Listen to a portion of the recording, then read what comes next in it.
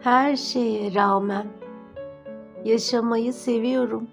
Pamuk ipliğine bağlı olsa da dans etmeyi seviyorum. Bir kavarye olmasa da denizleri seviyorum. Yüzmeyi bilmesem de yağmuru seviyorum. Şemsiyesiz sırılsıklam olsam da uzak diyarları seviyorum. Düşlerimde gidebilsem de bulutları çok seviyorum. Yükseklere uçamasam da sevmeyi seviyorum. Çünkü kalbim her şeye rağmen çiçek açıyor.